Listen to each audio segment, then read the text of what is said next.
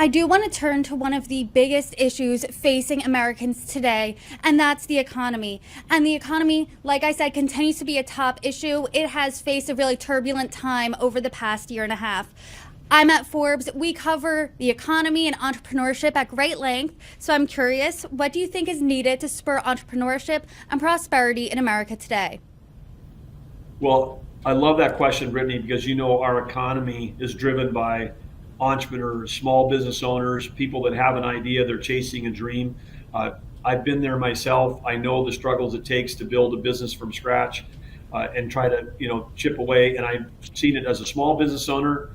We were able to build that business into a large business. So I've seen it as a large company. I've seen it as running public companies in the software space. The red tape of the federal government, and I've also seen it as a governor now the last 6.5 years. The federal red tape, the Biden administration, there isn't one regulation that they don't think they can come up with that they think is going to solve a problem. But that problem isn't necessarily a law that's passed. Sometimes it's an ideology. We need to regulate, industry A out of business, and then we need to subsidize industry B because we think that's the right thing for the world. And this messing around with free markets and market forces, we said the answer has got to be innovation, not regulation. The U.S. built the world's largest and most dynamic economy, and you can go back to the earliest days of invention in our country, and whether it's electricity, light bulbs, flight itself with the Wright brothers, all the inventions we've had, with the whole revolution of personal computers, all of that was driven by innovation. And now we've got this, sort of ideological bent that somehow the federal government's job is to regulate everybody. It's not. In North Dakota, we passed 51 out of 52 red tape reduction bills this year, removing the burden from our businesses. We've got the highest workforce participation now, above 70%, highest in the country, and we're on a path to have the highest GDP of any state in the nation in North Dakota by focusing on innovation, not regulation. And like we did in North Dakota this year, we passed the largest tax cuts in the history of the state of North Dakota. And we can do that.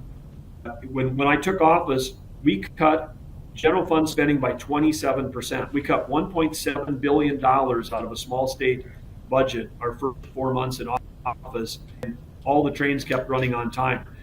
Most government is so inefficient and so out of date.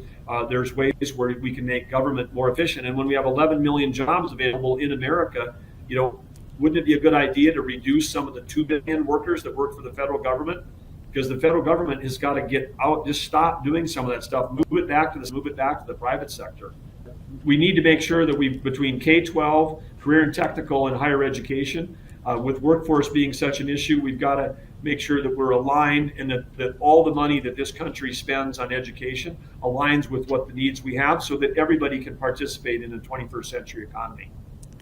You sound like the governor who is adamant about cutting red tape. So I'm curious, let's say you're president, how do you scale this nationally? What policies are you looking to deregulate immediately day one?